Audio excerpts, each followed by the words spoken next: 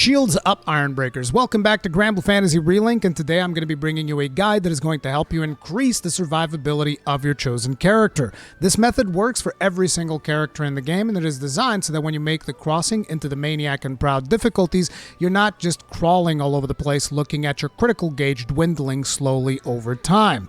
This is something that me and my friends realized when we made the crossing into the higher difficulties, which was we could stack all of the damage sigils that we want and deal millions of damage all over the place, but at the end of the day, it didn't really matter if the bosses could just put us in the ground every other minute. So this is the solution that we kind of came up with. So let's take a look at what we're doing here. For this particular example, we're going to be using Percival. I could use Vayne, which is a lot tankier than Percival, but naturally I wanted a character that isn't the tankiest of characters because that is one of the better ways of actually explaining how this whole thing works. So one of the first things that you're going to notice is that my Terminus weapon is only upgraded with ammunitions all the way up to 75. I'll explain why that is a little bit later. So we have our standard sigils. I have Lord's Procession. I don't really use the other one because we're going to be using other survivability stuff, so we don't need an additional survivability skill for Percival. By the way, I'm going to be making a separate guide for Percival if you guys are curious about that. We have the standard damage cap sigils. We got 4 of them all maxed out. Well, not all maxed out. I have 3 of them maxed out because this is enough to get my my damage cap skill all the way up to the maximum. We have some attack powers here with stamina to really max out our damage. We have 1 supplementary damage. You can put 3 in here if you really want to and go all out, but it's whatever. And actually we have War Elemental, which pretty much makes us hit the cap for the most important attacks that Percival does. I feel like I'm not hitting the cap on every single attack, but I'm hitting the cap on most of the ones that matter. So let's take a look at our survivability skills that we're using here. Number 1, we have Stout Heart. Stout Heart basically makes it so that you never really stagger when a boss hits you. And you guys might be like, well, you just don't stagger. Who cares? But there are other things that will come into play. So we have Stout Heart. Then we have Crabvestment Returns, which I'm going to be getting into in just a couple of seconds here. But this skill increases your health by a certain percentage, and it also increases your damage resistance by 10%. And then we have Steel Nerves. Now, you guys might even be wondering what the hell does Steel Nerves do? What are we doing with all this? So let's actually take a look at the skills themselves.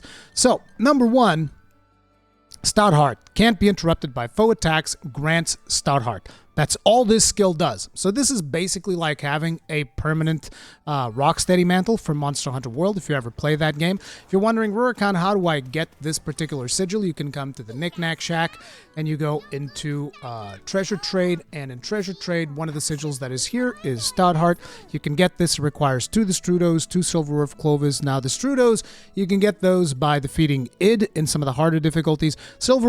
Silverwolf Clovis, this is from defeating Galanza.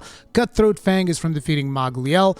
Tayu'itar Head Unit is from defeating the Tayu'itar dude. And I have basically a guide that tells you how you can even farm the Tayu'itar Head Unit, even though there was a bit of a problem on PS5 because we weren't getting this in the reward chests, and now you are. So you can just AFK farm this stuff even nowadays. You don't even have to follow my guide anymore. But that's how you get the Stout Heart, in case you guys were wondering. So, you get that Stout Heart, and what else do we have, right? Let me go back to the bottom here. So we have our Stout Heart, can't be interrupted by foe attacks, grant Stout Heart. And you're like, okay, but this doesn't reduce your damage. No, it doesn't. But this combines with Steel Nerves.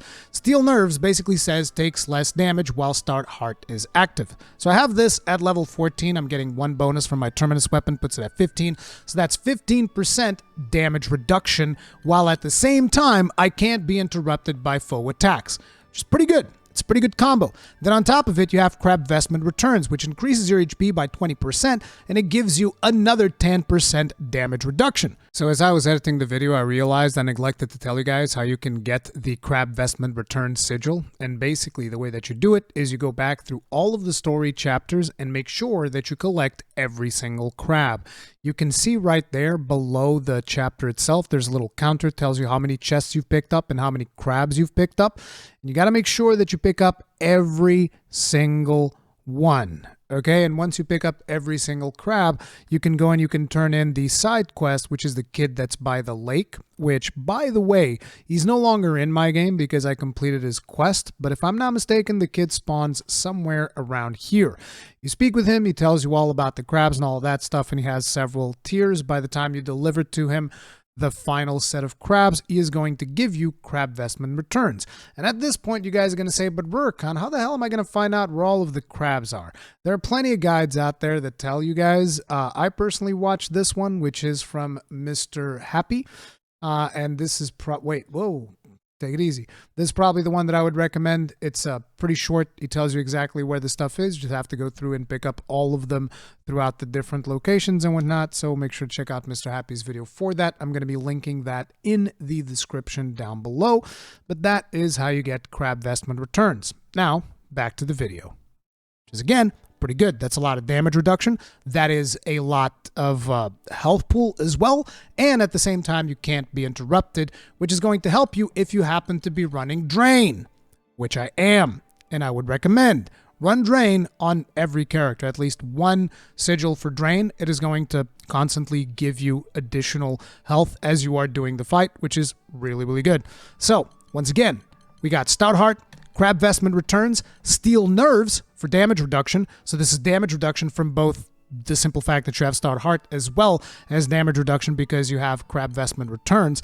Then on top of it, you have a little bit of Drain. We also happen to have Regen. We built Regen into this since all the Terminus weapons come with Regen. This again increases your survivability over time.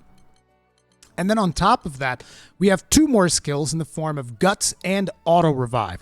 So there's a chance every now, well, not really a chance, but you will survive a lethal hit every 170 seconds. So if you make a mistake, boom, you're down to 1 HP. You can still full heal yourself and you're good to go again.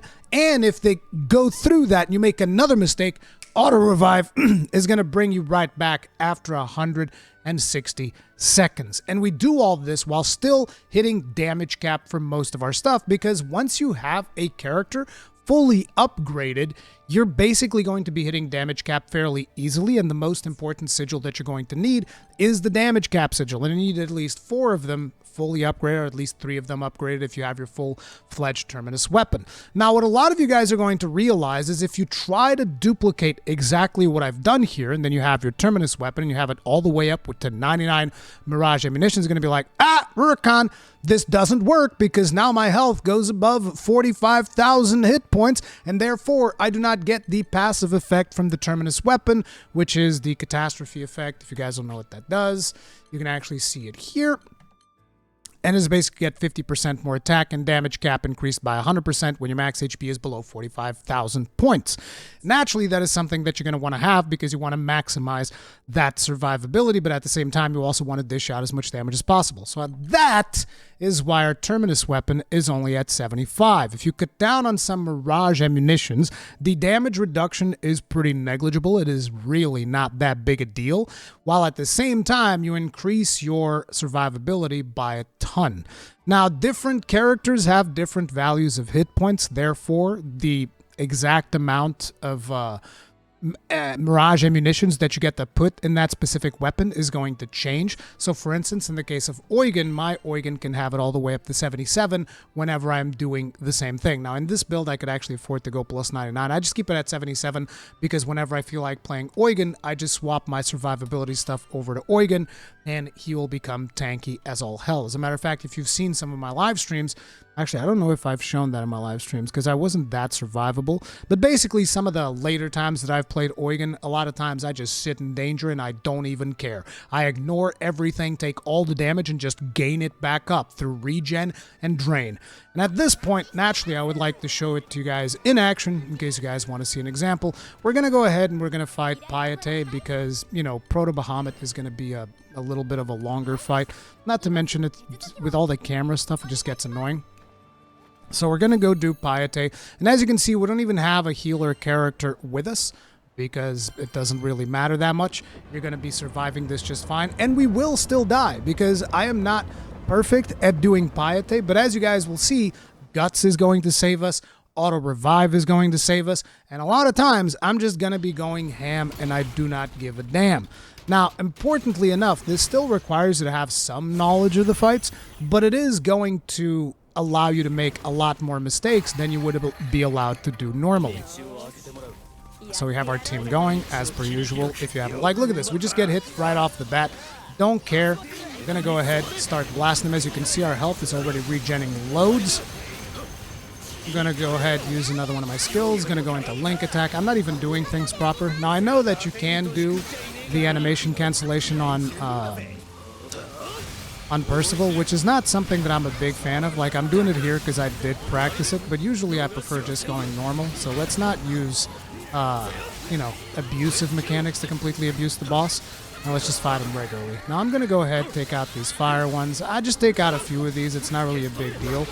Usually I don't even take these out that much. I just completely ignore it, but I'm just going to do it for the sake of doing some of the mechanics. Okay, we took out the fire one, so we're not going to be getting the fire, but we're still going to be getting the ice, which is annoying. But as you can see, he's at 78%, so it's not like our damage is slouching by any means, although Eugen's probably still going to sneak away with the MVP, because he always does, even as an NPC, which is kind of annoying, right? Oh, crap! I shouldn't have done that, but that's fine, see, because we just have so much damage resistance that it doesn't even matter. Oh, no! And we're perfectly fine, and he's going to jump away. I'm going to block this one. Bruh, stop it. Just accept your fate. Notice how we're just regenning slowly. It's not even a problem. We're constantly regenning, constantly draining. It's all good. Come on, I want to do my supplementary damage thing. No, not now, because it's going to do mechanics. Now, again, you can do this fight more efficiently, but as you can see, we're just getting hit. It's not even a problem. Not even paying that much attention to it. Boink. Oh, man, we got hit again. We're not even going to heal. Imagine healing, bro. Like, why would you do that? What kind of a person heals? Hell, I'll just jump right in the middle of this. Don't even care. Gonna go straight into this. Again, don't even care. Oh my god, he hit me. Oh no. That is so dangerous. We might actually die. Like, I want you to realize just the amount of mistakes we're making throughout this fight, and we are still alive, okay? I'm gonna just go into our SPA here. I didn't even look if all the NPCs were ready. They weren't, because they're weak and pathetic. That's fine. We have them set to auto, so they'll eventually get their stuff together. Let's go ahead and get our combo built up. Boom, boom. And again, before people comment in the comment section, oh, he doesn't even know about it. I know about animation canceling. I'm not the biggest fan of using it.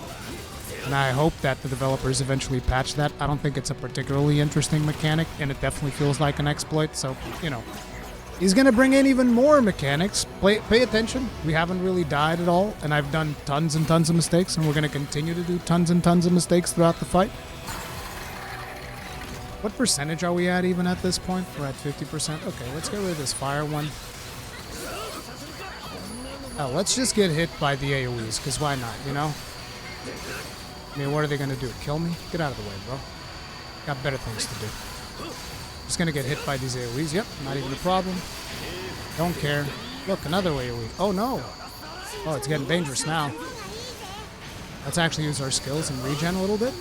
Gonna get hit by another AoE. Oh, we survived that. Probably that was Guts, I think.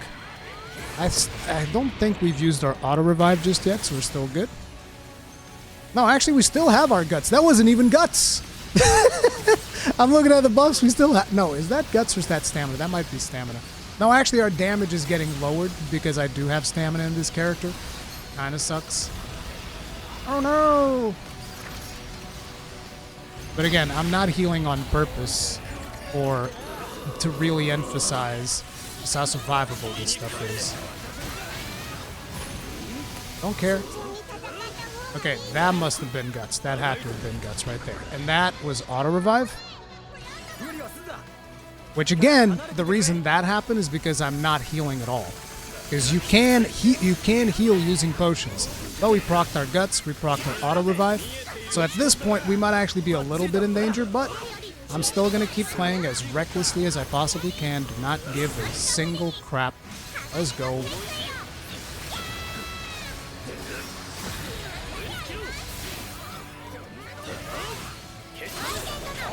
There comes Eugen to sneak off with the MVP.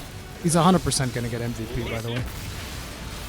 And by the way, auto-revive doesn't even count as a death if you happen to have that in your quest objectives. Auto-revive doesn't count.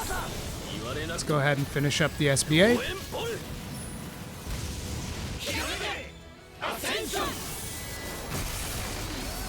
Completely blasted.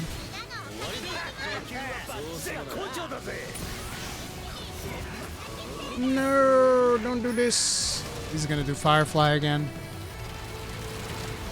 You can do this fight significantly faster if you really push the different objectives and whatnot.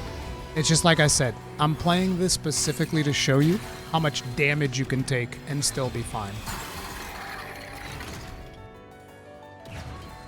As a matter of fact, we should have chopped that tail for an additional shot at a Lunary Cell, which I'm probably going to need at some point.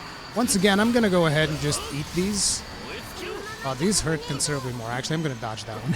I mean, listen, you're going to have to dodge at some point, all right? You can't just sit in there, take all the damage. And I mean, technically I could. I'd probably still get like either Guts or Auto-Revive or something. Oh no, Glaciate. And get hit. We actually went into critical once. We finally went into critical after making all the mistakes known to man. Whilst we're fighting one of the endgame bosses, mind you.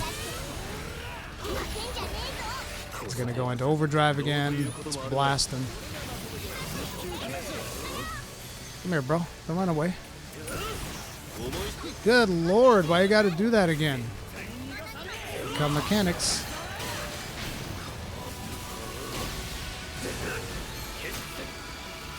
And this is why Eugen gets the MVP.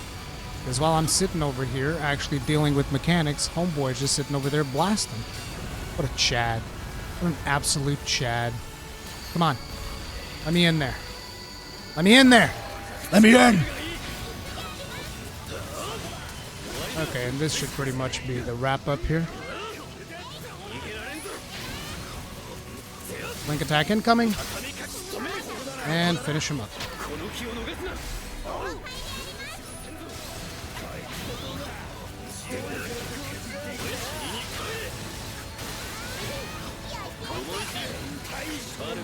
Oh man, I even missed my timing there.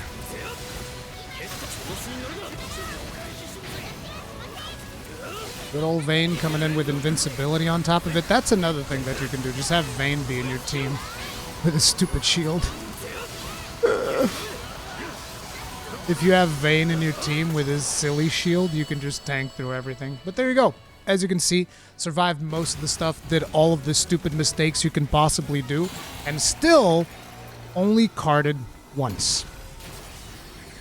And that, ladies and gentlemen, is how you can increase your character's survivability.